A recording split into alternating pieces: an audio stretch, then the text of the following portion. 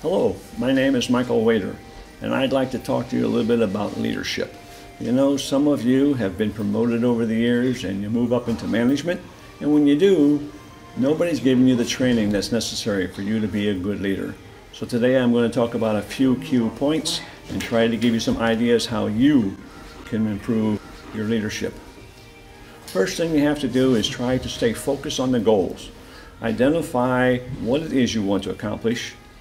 Make sure everyone in the organization knows about it, and keep focused on those goals. When you make assignments to your workers, make sure they can know what those assignments are and it's visible to them every day so that they can see it. Not just visible to you, but also visible to them. We have to keep things going in the right direction. So you need to be telling them what the company goal is and how their individual jobs support those goals. If they understand how their work can improve the company, often they're eager to do that, and it will improve themselves and the results of the overall company. Stay critically focused on your goals and keep them visible every day so you and everyone else knows what those goals are. That's the first step. The second step is you have to have transparent integrity, which means you have to be honest. You have to tell the truth. You have to make sure that you're not going to lie to anybody. If there's tough information that you need to pass on to folks, you've got to do it. Don't hide it. Don't try and beat around the bush or tell them a story that's not true.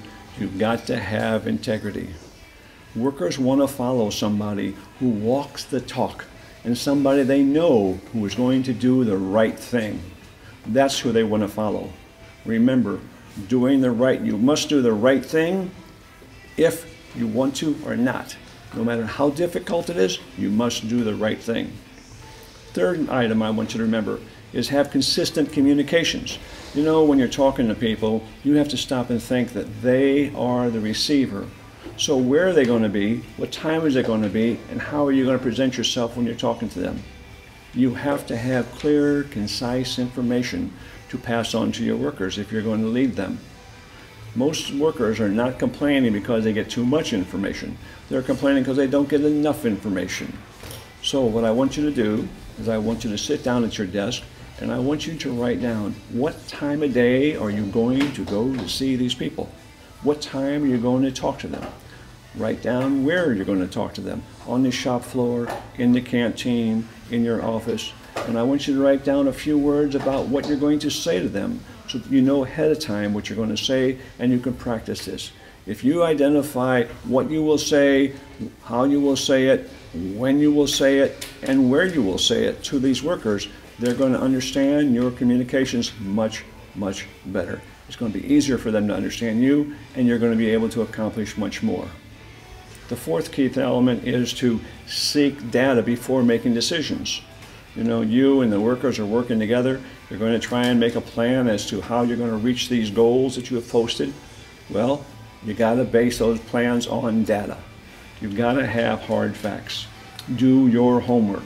Go out, measure the process, identify those things that are going right and those things that are going wrong in the process. See how bad they are.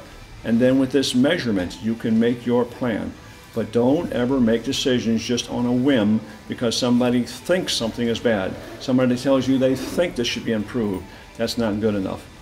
Do your homework, get your numbers, get concrete numbers, and make sure everybody understands those numbers as you build your plan.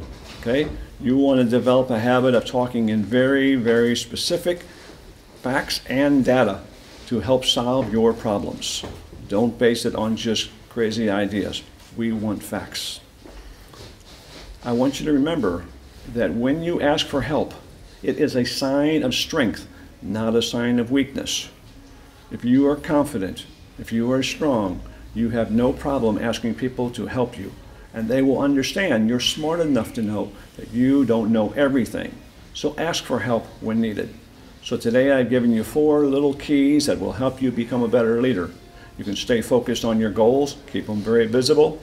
You want to have transparent integrity, be honest, tell the truth, and stay on target with your people. 3, consistent communications. Make sure that you know what you're going to say, when you're going to say, and how you're going to say it. The workers will receive it much better. And fourth, always seek data. Don't make decisions without data. If you follow these 4 simple steps, it's going to make you a much better leader in the future. Thank you.